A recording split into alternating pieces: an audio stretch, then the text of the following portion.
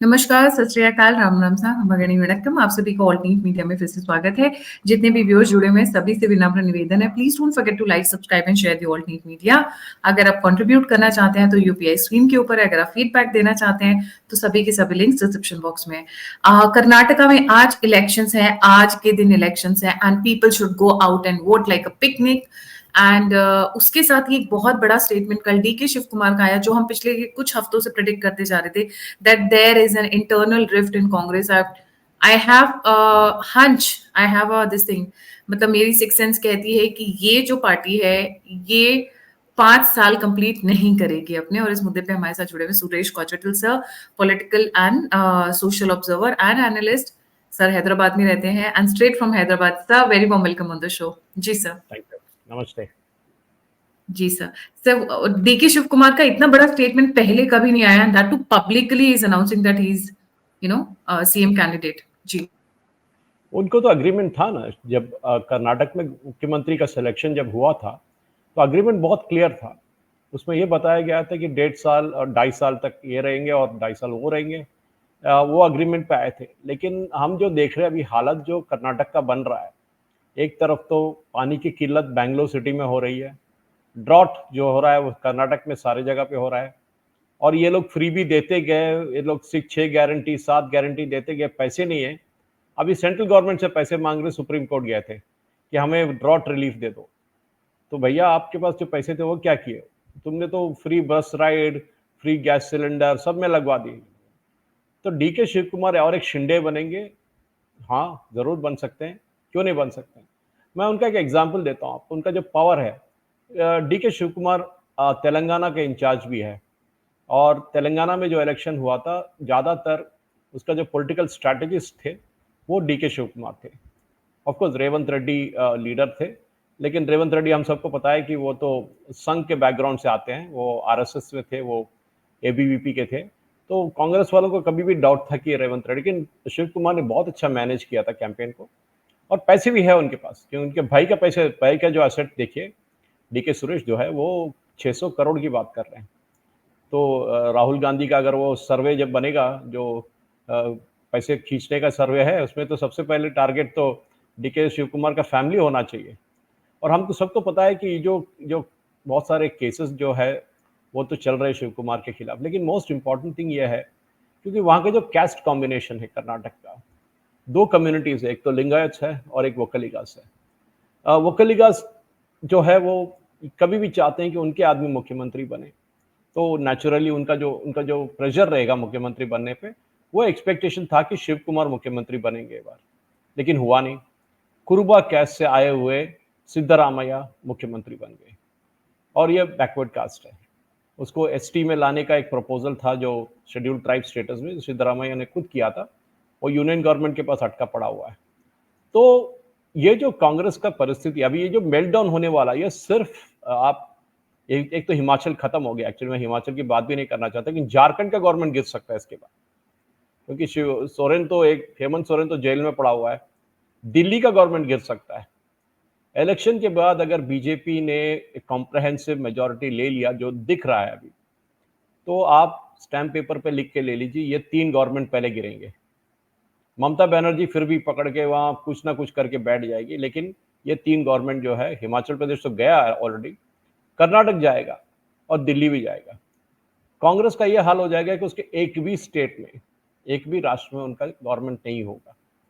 आपको याद होगा वो जो इससे पहले इलेक्शन हुआ था गायत्री जी, उसमें बीजेपी ने सारे सीट जीत के, सिर्फ एक बचे, और बीजेपी को 24 जो था, वो 24 का फिगर आंकड़ा अगर आप देखेंगे तो ऑब्वियसली उसमें एक इंडिपेंडेंट कैंडिडेट भी थे जो नेचुरली जो बीजेपी के साथ थे। तो 25 से +1 26 बीजेपी के खाते में गए थे, क्योंकि बीजेपी का जो कैंडिडेट सुमलता जो थे, जो एक्ट्रेस अमरीश के वाइफ थे, वो इंडिपेंडेंट कॉन्टेस्ट किए थे बीजेपी के साथ। लेकिन हम अगर वोट परसेंटेज की बात करें तो वो और इंटरेस्टिंग लगता है, क्योंकि अगर आप पहले हम 2014 से 2025 की बात करें तो 17 सीट से बीजेपी 25 पे गए, that is +8 seats. Congress 9 seat से घटकर 1 सीट पे आई, दैट इज -8 सीट्स। और जेडीएस, यही बहुत इंपॉर्टेंट है, जेडीएस का जो रिड्यूसिंग पॉपुलैरिटी हो रहा है, और ये तेलंगाना में भी दिख रहा है। तेलंगाना में देखिए, ये इलेक्शन के बाद बीआरएस नहीं रहेगा, और केसीआर का पार्टी गायब हो जाएगा और बीजेपी साउथ ऑफ इंडिया में, मैं साउथ इंडिया नहीं कहता हूँ, साउथ ऑफ इंडिया में, दक्षिण में और एक स्टेट में उसका ऑपोजिशन एक बनने वाला है, ऑपोजिशन रोल बनने वाला है।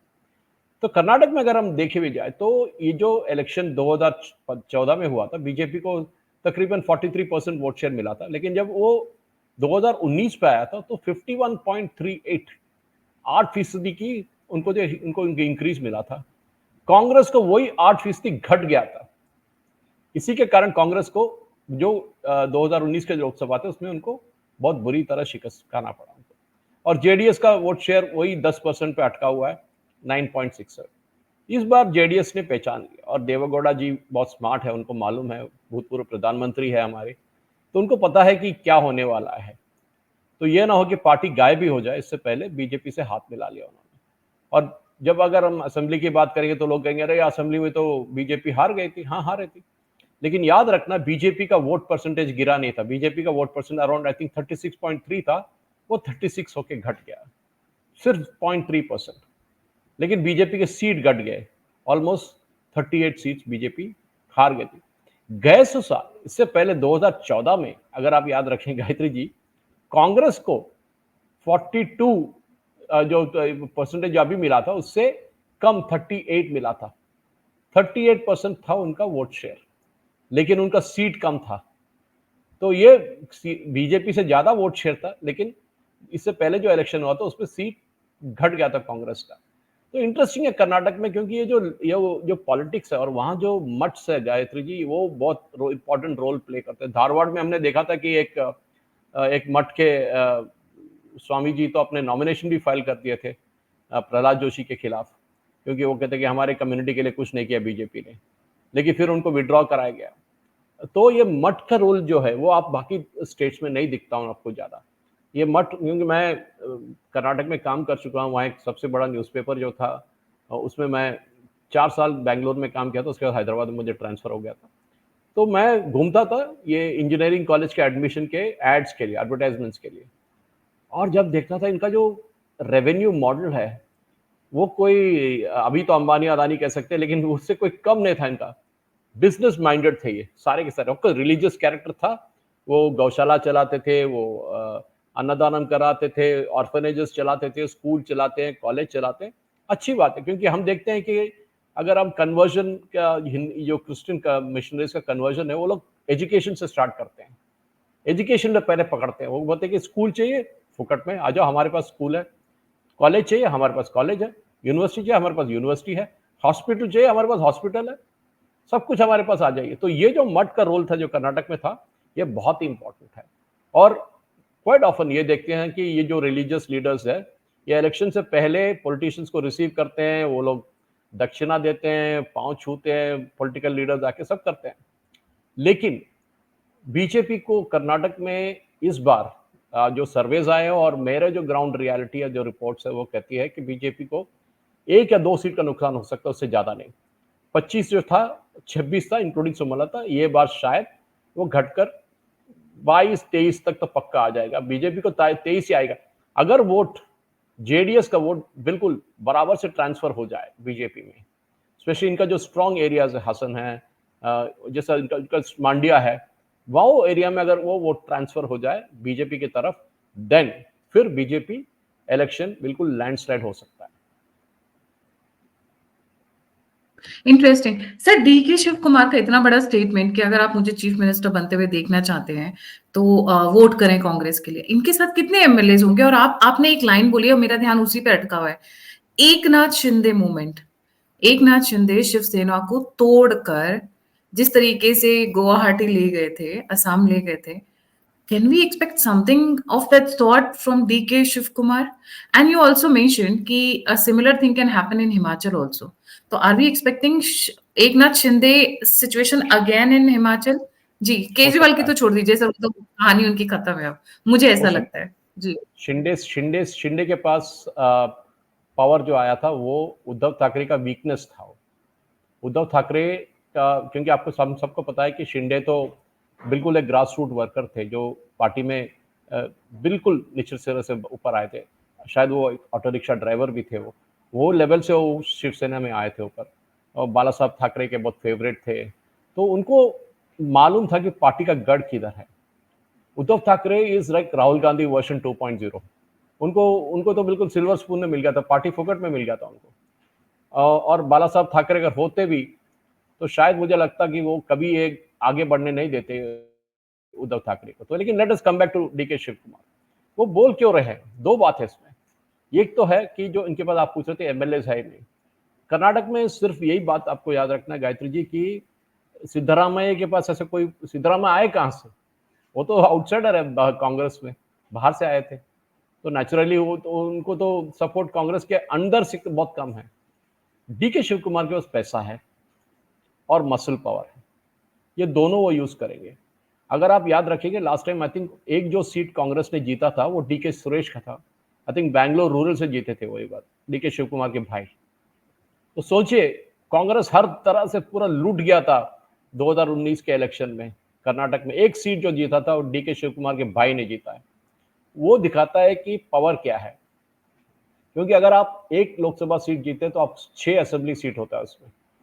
तो अगर आप 4 लोकसभा सीट जाए तो 24 असेंबली सीट की बात करें। तो आप देखिए तमाशा अभी, जैसे हमने देखा था जो महाराष्ट्र में हुआ था, उस अगर वो कर्नाटक में हो गया तो आई वोंट बी सरप्राइज्ड। हो सकता है क्योंकि ये इलेक्शन एक मेल्टडाउन मोमेंट होने वाला है। मेल्टडाउन मोमेंट इसलिए कि मैंने जैसे बता रहा था, झारखंड, दिल्ली और कर्नाटक, हिमाचल तो गया कब का। कांग्रेस मुक्त भारत जो मोदी जी बात करते रहते हैं वो अपने आप हो जाएगा। लेकिन बीजेपी को एक ही बात पे ध्यान रखना होगा कि डीके शिव कुमार पार्टी से बड़ा तो ना हो जाए। ये बीजेपी ने बहुत और कोई जगह पे भी और कई जगह पे गलतियां किए थे ऐसे कि बाहर से सपोर्ट करते करते वो पार्टी से बड़ा बन जाते हैं। Nitish Kumar is the classic example of it. उनको लग गया कि मुझसे बड़ा कोई नहीं है, लेकिन बाद में उनको पता चला 2-3 महीने पहले कि नहीं भाई, बीजेपी के पास ही जाना है, क्योंकि ये इलेक्शन के बाद जेडीयू तो रहेगा नहीं, वो तो पक्का है। तो यही हाल कर्नाटक में है। लेकिन डीके शिव कुमार का जो स्टेटमेंट है उसने उन्होंने इतना ही कहा था कि मुझे मुख्यमंत्री बनने के लिए वोट, ये नहीं कहा था कि कब से मुख्यमंत्री बनूंगा। वो डेट कुछ नहीं दिए थे, डेट कांग्रेस ने दिया था। तो ये इलेक्शन में अगर बुरी तरह हार गए कर्नाटक में He's trying to Congress, create a pressure. He's trying to create a pressure, and साथ के साथ he's trying to send a signal even to BJP parallelly. parallelly it is correct, he will create pressure, that is his job, politician, as a politician he will create pressure। अगर उनको in charge बनाया गया तेलंगाना का, DK Shiv Kumar को क्यों in charge बनाया गया, क्यों नहीं बनाया सिद्धरामैया को इंचार्ज? ये बात है ना, क्योंकि जो सोफिस्टिकेशन है, जो बात करने का तरीका है, जो पॉलिटिकल मैचिनेशंस है, जो पीपल मैनेजमेंट है, वो डीके शिव कुमार में है, सिद्धरामैया में नहीं है। सिद्धरामैया सिर्फ अभी भी वो एक रस्टिक रूरल बैकग्राउंड से है, वो बैंगलोर के कल्चर में फिट नहीं होते हो। और यही प्रॉब्लम है सिद्धरामैया। और इसके ऊपर ये जो पानी की किल्लत बैंगलोर सिटी में आ गया, ड्रॉट लाइक सिचुएशन, पानी नहीं है, बारिश नहीं है, तो बहुत बुरी हालत, बिल्कुल पानी नहीं कर्नाटक में। और इसका मिसमैनेजमेंट है, तो सारा मिसमैनेजमेंट है। और इसके लिए कांग्रेस ये नहीं कर सकती कि ये बीजेपी ने किया था इससे पहले। आप क्या कर रहे थे 1-1.5 साल से, वो बहुत इंपॉर्टेंट है। आपने 1-1.5 साल 2 साल आपके पास जो टाइम था उसमें आपने क्या किया था, आपने प्लान क्यों नहीं किया था? तो एक गवर्नमेंट गिरेगा तो पहले इस नाम पे गिरेगा कि पानी का किल्लत था, कुछ नहीं किया आप लोगों ने, इसलिए हमने दुकान बंद कर दिया आपका। और ये होने वाला भी है गायत्री। जी, thank you so much, sir. But sir, any idea how many MLA support him, how many MLA stand by DK Shiv Kumar and Sitaramayya? क्योंकि मुझे यहाँ पे बाइफर्केशन नजर आ रही है कांग्रेस के अंदर। तो do we have any idea कि MLAs कितने ही लोगों के साथ में है, कांग्रेस दोनों के के पास साथ? अभी 135 एमएलए हैं, हम्म। बीजेपी के पास 66 एमएलए है।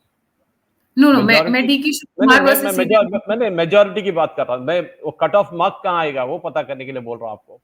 तो नेचुरली जी। मेजॉरिटी के लिए चाहिए होगा 125 रख लेंगे हम। 122 से ज्यादा भी है तो भी चल जाएगा, 125 रख लेते हैं मैजिक फिगर, या 124 भी लगा सकते हैं। 124 बनना है तो 66 एमएलए बीजेपी के पास है। अगर वो और एक 60 एमएलए लेके आएंगे शिव कुमार तो कांग्रेस पार्टी टूट जाएगी। लेकिन एक प्रॉब्लम है एंटी डिफेक्शन लॉ का। एंटी डिफेक्शन लॉ ये कहता है कि 2/3 of the members have to resign और हैव टू डिफेक्ट। लेकिन उसमें बहुत सारे लूप होल्स है। ये नहीं कहेंगे कि हम पार्टी छोड़ रहे हैं, ये कहते हैं हम सेपरेट ब्लॉक होके बैठेंगे। हमने देखा था बहुत सारे सिचुएशन, महाराष्ट्र के सिचुएशन ले लीजिए आप। तो ये हो सकता है कि कांग्रेस पार्टी से जो अगर 135 है उसका अगर आप 2/3 की बात कर रहे हैं तो नेचुरली वो 100 से ज्यादा तो होना चाहिए। 100 एमएलए तो शिव कुमार के पास नहीं होगा, लेकिन अगर पैसा हो तो किसी भी को भी खरीदा जा सकता है, और ये हमने देखा भी था। एक आयाराम गयाराम जो साउथ इंडिया में सबसे ज्यादा हुआ है वो कर्नाटक में हुआ है, वो नेचुरली और एक बार होने वाला है। और ये जो रिजॉर्ट पॉलिटिक्स में जो चैंपियन है शिव कुमार, जो बाकी स्टेट्स में कर रहे हैं इन्होंने, वो शायद यहाँ भी करने वाले हैं। और कर्नाटक में इंटरेस्टिंग डेज, क्योंकि इलेक्शन, कल का जो इलेक्शन हो रहा है उससे पता चल जाएगा कि यहाँ से आगे, दक्षिण कर्नाटका से आगे नॉर्दर्न कर्नाटका में क्या होने वाला है। उसके बाद, क्योंकि आपको 3rd फेज से पूरा कर्नाटक का इलेक्शन खत्म हो जाएगा, उसके बाद पता चलेगा कि ये पार्टी कहाँ जा रहा है। अगर वो बीजेपी के साथ जाएंगे, अगर 28 सीट में बीजेपी 26 या 25 भी जीत लेते हैं तो ये गवर्नमेंट पक्का गिरेगा, 100% ये गवर्नमेंट गिरेगा। मतलब depends on the Lok Sabha elections, और आगे आने वाले उससे काफी इम्पैक्ट आएगा। वो अंग्रेजी में कहते हैं ना, writing on the wall. Writing अगर इलेक्शन आ जाए तो समझदार को इशारा भी काफी है कि लोग भाई ये तो डूबने वाली नाव है, यहाँ रह के कोई फायदा नहीं है, मैं अपना खुद का एक नाव बना लूंगा या और एक इसमें समंदर में कूद के और के बीजेपी के नाव में चला जाऊंगा। ये होने वाला है। और बीजेपी को भी पता है कि ये प्रॉब्लम जेडीएस का है, कि जेडीएस उतना पावरफुल नहीं है कि वो इतना सीट लेके आए, उनके पास उतना पावर नहीं है। तो JDS is fighting for its survival, जैसा बीआरएस तेलंगाना में कर रहा है, जेडीएस का वही हाल कर्नाटक में। जी जी, thank you so much sir for joining. जितने भी व्यूअर्स जुड़े हुए हैं सभी से विनम्र निवेदन है, please don't forget to like, subscribe and share. अगर आप कंट्रीब्यूट करना चाहते हैं तो यूपीआई स्कीम के ऊपर है, आप फीडबैक देना चाहते हैं, हमसे जुड़ना चाहते हैं तो सभी के सभी लिंक्स डिस्क्रिप्शन बॉक्स में। इसी के साथ जय हिंद, जय श्री राम, हर हर महादेव। Thank you sir. नमस्कार, जय हिंद।